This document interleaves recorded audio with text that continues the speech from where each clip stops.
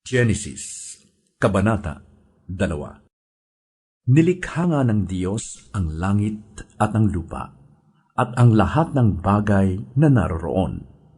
Tinapos niyang likhain ang lahat ng ito sa loob ng 6 na araw, at siya'y nagpahinga sa 7 araw.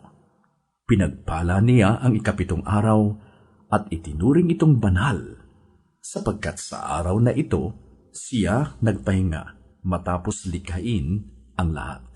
Ganito ang pagkalikha sa langit at sa lupa.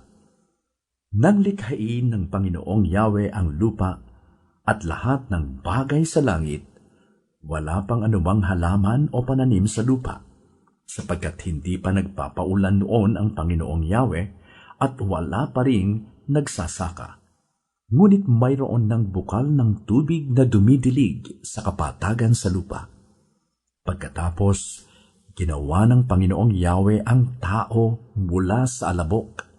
Hiningahan niya sa ilong at nagkaroon ito ng buhay. Gumawa ang Panginoong Yahweh ng isang halamanan sa Eden, sa dakong silangan, at doon dinala ang taong kanyang nilalang. Pinatubo niya roon ang lahat ng uri ng punong kahoy na magagandang pagmasdan at masasarap ang bunga. Sa gitna ng halamanan ay naroon ang punong kahoy na nagbibigay buhay, at gayon din ang punong kahoy na nagbibigay kaalaman tungkol sa mabuti at masama. Umaagos noon mula sa Eden ang isang ilog na dumidilig sa halamanan.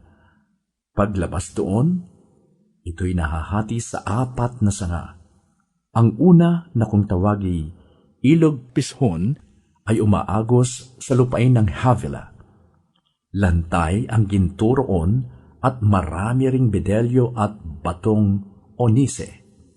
Ang ikalawang sanga ng ilog na tinawag namang Gihon ay umaagos sa lupain ng Ethiopia.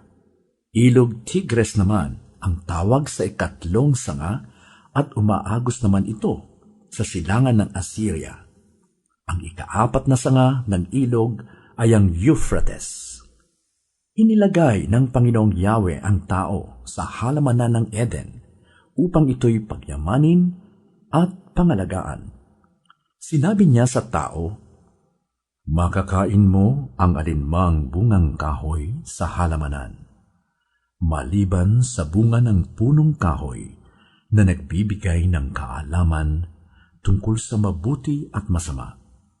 Huwag na huwag mong kakainin ang bungang iyon, sapagkat sa araw na kainin mo iyon ay mamamatay ka." Matapos gawin ang lahat ng ito, sinabi ng Panginoong Yahweh, "Hindi mabuti na mag-isa ang tao. Bibigyan ko siya ng isang angkop na makakasama at makakatulong."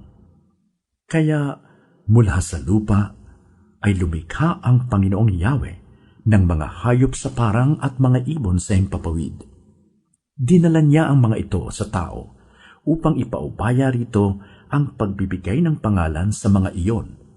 Kung ano ang kanyang itinawag, iyon ang naging pangalan ng mga ito. Ang tao nga ang nagbigay ng pangalan sa lahat ng ibon sa himpapawid at hayop sa parang. Ngunit wala isa man sa mga ito ang nababagay na makasama at makatulong niya. Kaya't pinatulog ng Panginoong Yahweh ang tao. Samantalang nahihimbing, kinuha niya ang isang tadyang nito at pinaghilom ang laman sa tapat niyon. Ang tadyang na iyo'y ginawa niyang isang babae at dinala niya ito sa lalaki. Sinabi ng lalaki, "Sa wakas, narito ang isang tulad ko, laman ng aking laman, buto ng aking buto. Babae ang itatawag sa kanya, sapagkat sa lalaki siya'y kinuha." Ito ang dahilan kaya iniiwan ng lalaki ang kanyang ama't ina. Nagsasama sila ng kanyang asawa at sila'y nagiging isa. Kapwa hubad noon ang lalaki at ang babae, ngunit hindi sila nahihiya.